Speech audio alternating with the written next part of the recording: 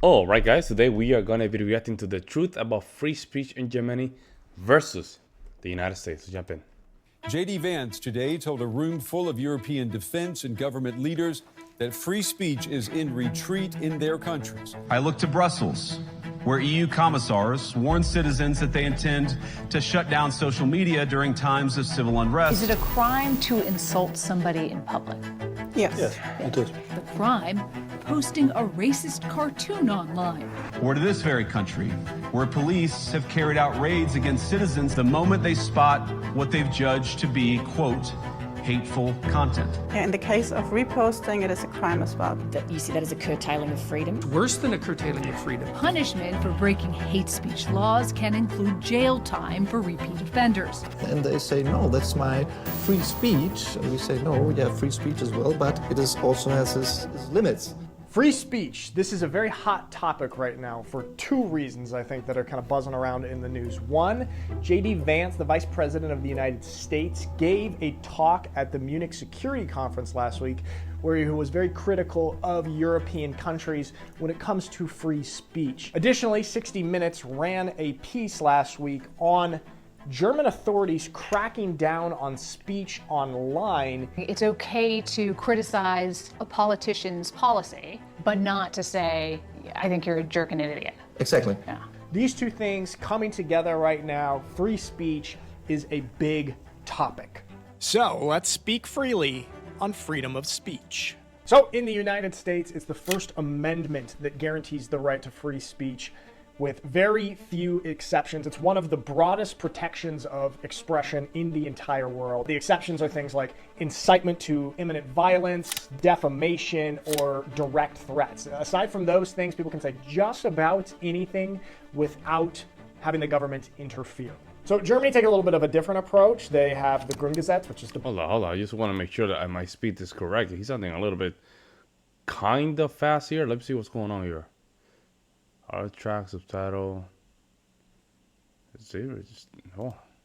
Basic law, which also protects free speech, but it does have significant limitations. One of the most notable Hold on. Now,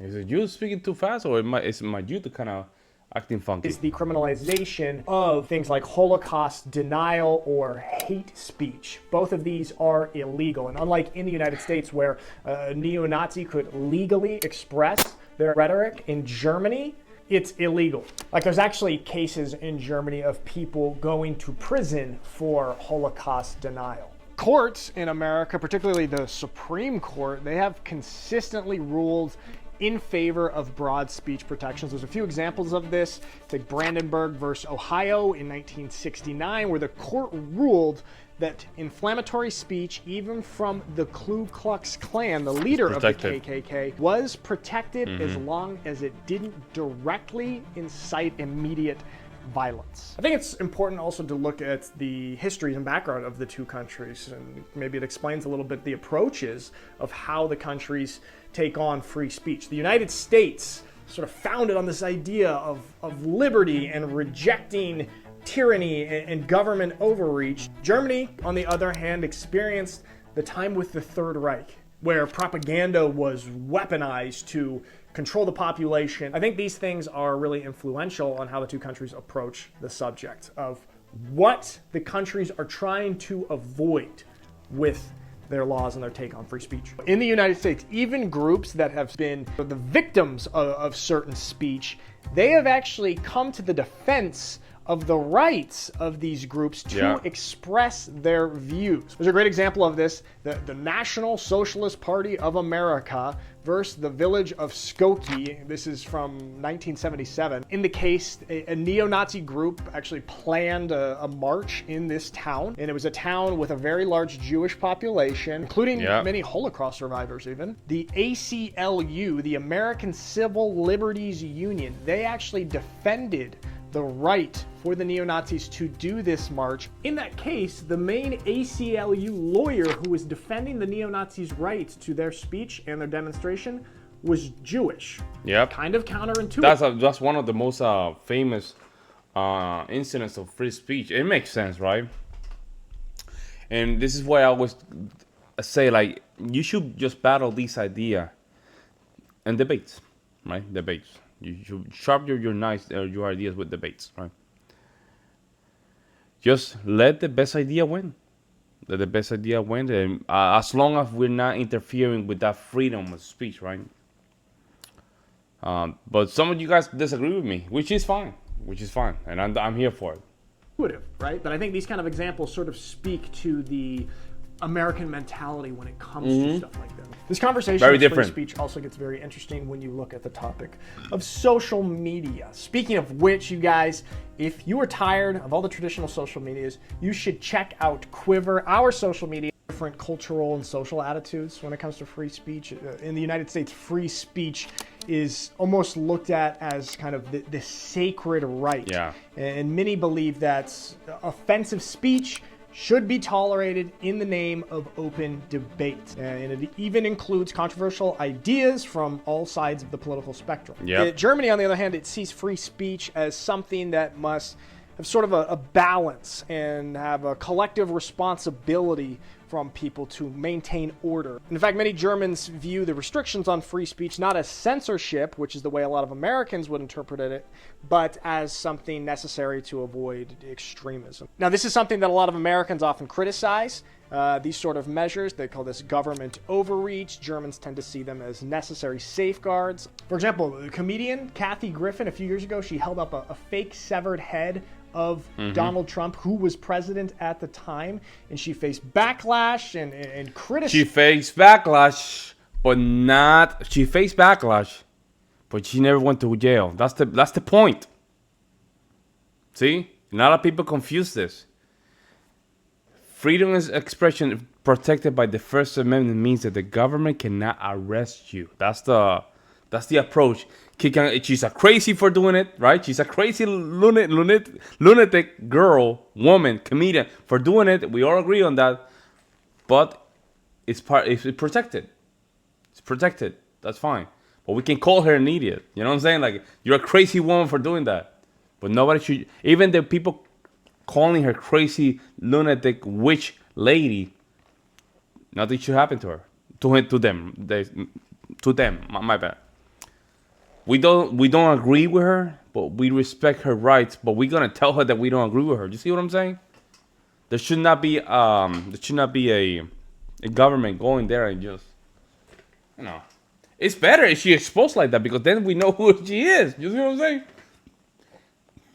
Exposing her show who she is, and if there's enough people that go against that mentality, we can change them. We can just do all the tactics. We can debate them, show how bad these ideas are, and just, you know, do it like that instead of just sending the police and, you know, and arrest it. That's my opinion.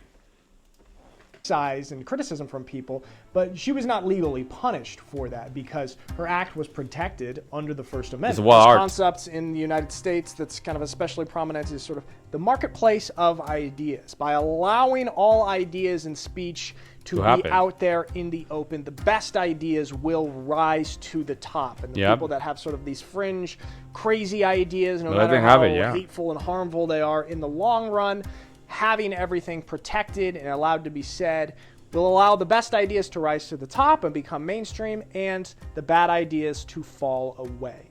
I think you could kind of look at it as sort of a continuum of free speech, with a country like North Korea on one end that basically has no freedom of speech or expression, and in the United States on the other end that has kind of the most broadly protected free speech and expression.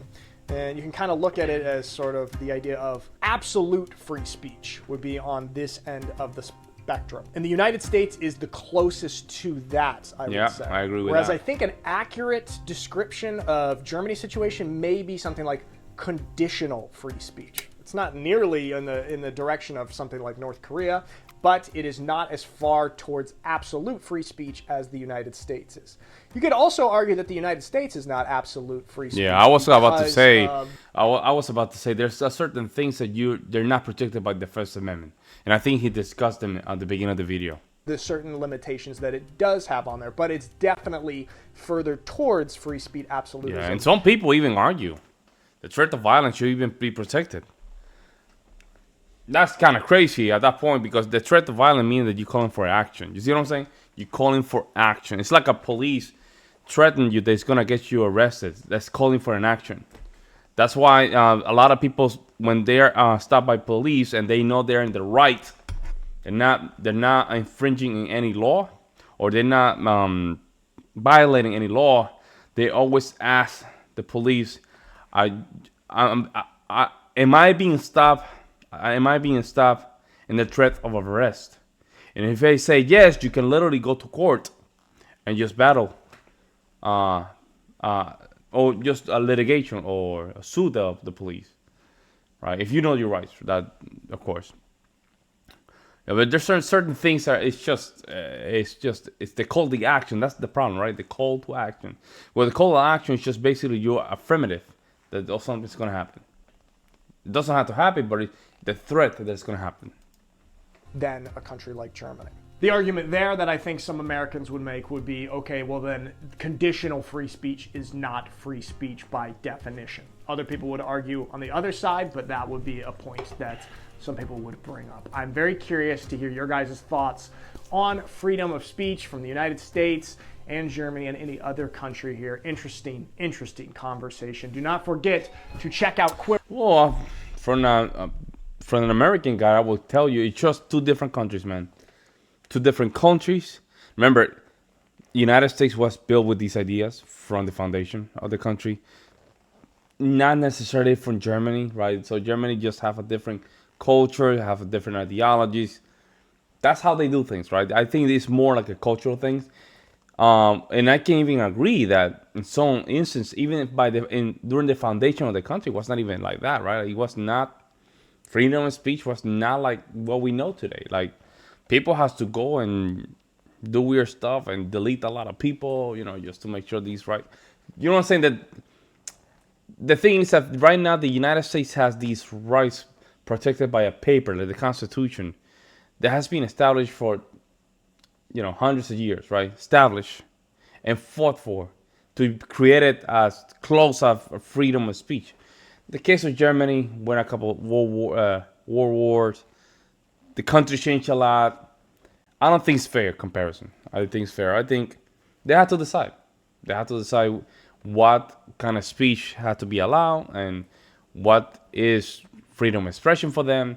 And whatever are those requirements to be acceptable inside the concept of freedom of speech or freedom of expression, the citizens had to agree on that. That's my position. Let me know what you guys think in the comment section below. Like always, guys, I will see you in the next one.